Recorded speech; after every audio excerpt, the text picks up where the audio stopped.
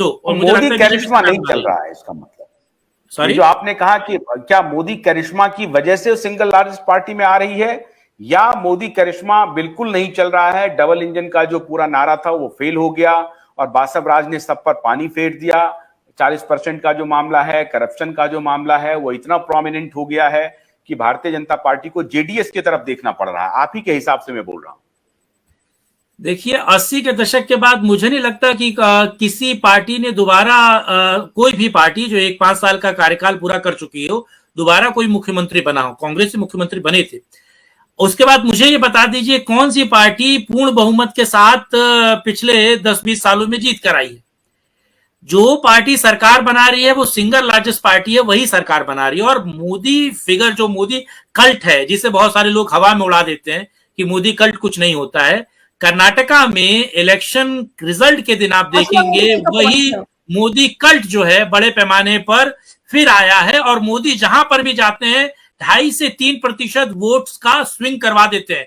इसका आप लगातार एग्जांपल 2014 से 2023 तक देख सकते हैं। वो हर एक राज्य की बात कर रहा हूं मैं। अच्छा, तो आपकी चिर परिचित राइवल हैं Neelu, she wants to ask you some question, तो प्लीज नीलू आप पूछ लीजिए। आपने इंटरवीन करने, मैं आज सवाल करने वाले रोल में नहीं हूं, लेकिन मैं इंटरवेंशन खाली ये करना चाहती हूँ कि श्रीकांत जी चाहते हैं कि हम सब उनकी बात पर ये विश्वास करें कि मोदी जी ने आकर बीजेपी का जो किला है वो कर्नाटक में बचा लिया है। तो आप 3 महीने पहले के सर्वे की बात कर रहे हैं, मैं अभी 4 दिन पहले लौटी हूँ श्रीकांत जी, और मैं आपको जिस दिन कांग्रेस का मैनिफेस्टो आया उसके ठीक 2 दिन बाद में आई हूँ। 2 दिन मैंने खूब लोगों से बातचीत करके तब मैं लौटी हूँ। अब मैं आपको जो जमीनी हालत बता रही हूँ और जो आप कह रहे हैं उसमें एक बहुत ज्यादा डिस्क्रिपेंसी मुझे नजर आ रही है। हो सकता है मैं गलत हूँ, I'll have to give you a treat probably then, but the point is कि आप ये कह रहे हैं कि मोदी जी ने बजरंगबली बोलकर बचा लिया। आप लोगों को ये विश्वास दिला रहे हैं, सुन लीजिए पहले मेरी बात, आप लोगों को ये बोलना चाह रहे हैं कि मोदी जी का वो जो करिश्मा है वो मोदी जी का बरकरार है, लेकिन आप वो मोदी करिश्मा को बचाने की बात कर रहे हैं।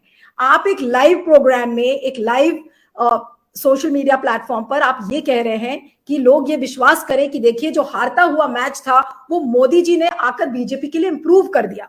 लेकिन मैं आपको बता दूं जो जमीनी हालात है वहां पर, the Modi magic is not working. और ये मैं सिर्फ इसलिए नहीं कह रही हूं, आप कहेंगे कि आप तो मोदी विरोधी हैं, क्या है। जो सेंस मुझे ग्राउंड से मिला है वो मैं उसके आधार पर बोल रही हूँ। मैंने लोगों से अर्बन पॉकेट्स में, विलेजेस में, हर जगह जाकर बात की है। The Modi factor is not working. लोग ये पूछ रहे हैं कि भाई बसवराज बोम्मई की सरकार ने क्या किया, मोदी जी तो सेंटर में बैठे हैं। कर्नाटक की जो पढ़ी लिखी जनता है वो ये कह रही है कि बसवराज बोम्मई ने हमारे लिए कुछ नहीं किया।